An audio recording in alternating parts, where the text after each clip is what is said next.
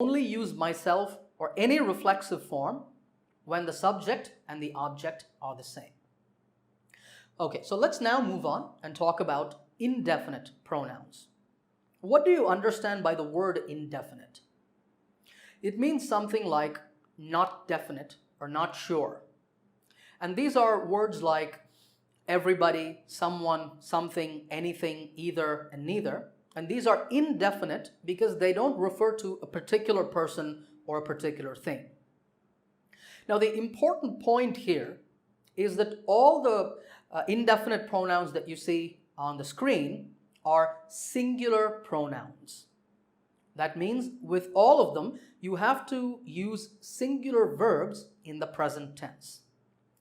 Okay, on the screen, again, there are some sentences. And in each sentence, I would like you to choose the correct form. Take a moment and stop the video now. Think about your answers and then play the video and check. All right, let's look at the answers. In number 1, there's a party at our place on Saturday night and everybody is welcome.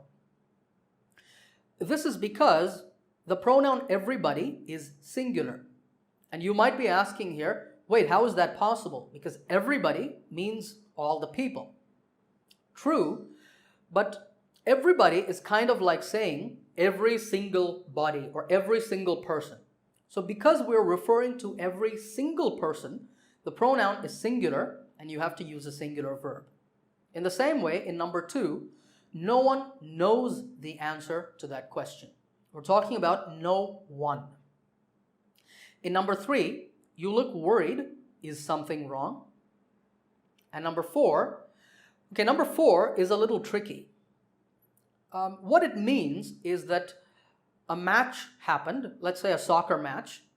2 teams played, Team A and Team B. Team A did not score a goal, and Team B also did not score a goal.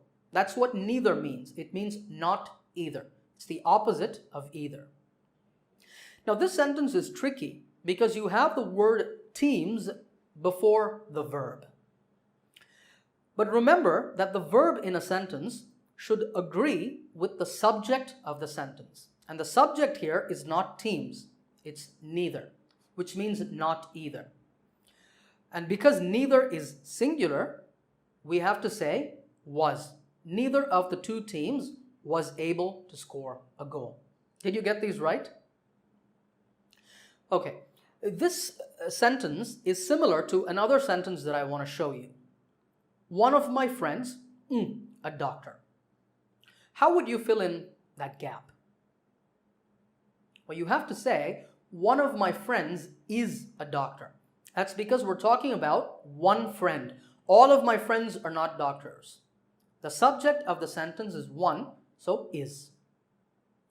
Okay, let's now move on and talk about our final type of pronoun, and that is interrogative pronouns.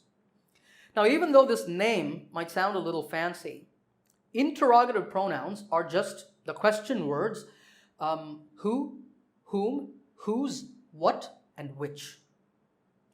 Now, in this lesson, we're going to focus on these 2, the difference between what and which, and the difference between who and whom.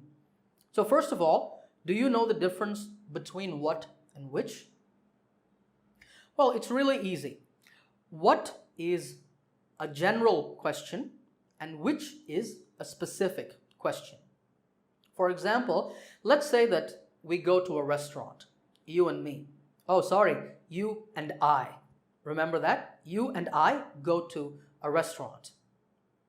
We go to the restaurant and we sit down and the waiter brings the menu. So you ask me, what do you want to eat? Now you're saying, what do you want to eat? Because the menu has many items and we can choose any item. There are lots of options. But then before I can give my answer, the waiter says, I'm really sorry, it's late and we only have sandwiches and noodles now. So now you turn to me and you know there's only 2 options. So you say, which do you want to eat? You're saying which because the number of options is limited. We only can eat either sandwiches or noodles. So think of which as kind of like pointing, this or that. In that way, with any situation where there are a small number of options, we use which. For example, with parts of the body, we use which. If someone said to you, there's something in my eye, you would ask, which eye?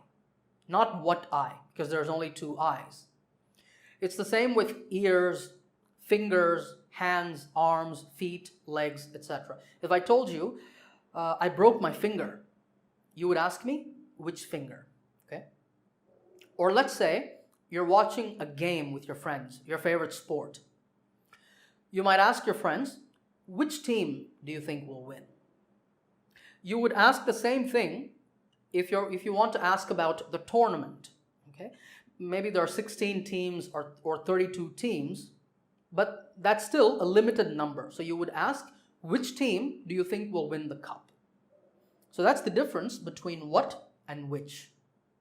Let's now turn to who and whom. Now, before I tell you anything, let me just say this. In modern English, it's perfectly okay to use who in all situations. So if you're ever confused about whether to use who or whom in a question, just remember you can use who in any situation and your meaning will be clear.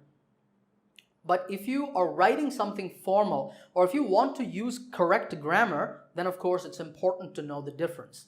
And the difference is this. Who is a subject pronoun and whom is an object pronoun. It's like I and me. Let's take a situation.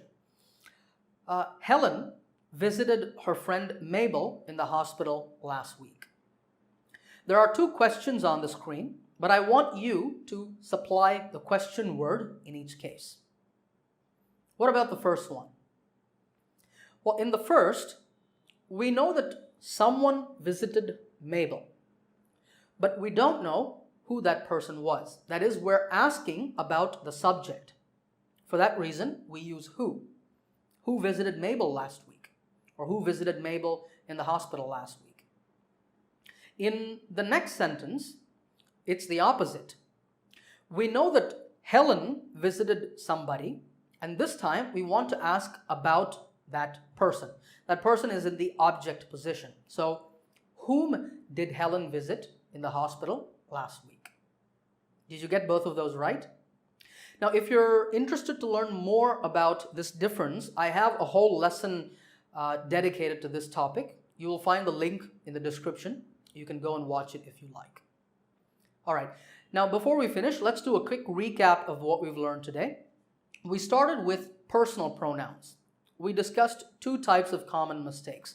The first is when combining the pronouns I or me with a noun or another pronoun. Remember to put the other person first, like Corey and I, Paige and I, or Corey and me, Paige and me, the children and I, and so on. The second type of mistake is using apostrophes with ours, yours, and theirs. Remember, no apostrophes when you write any of these forms.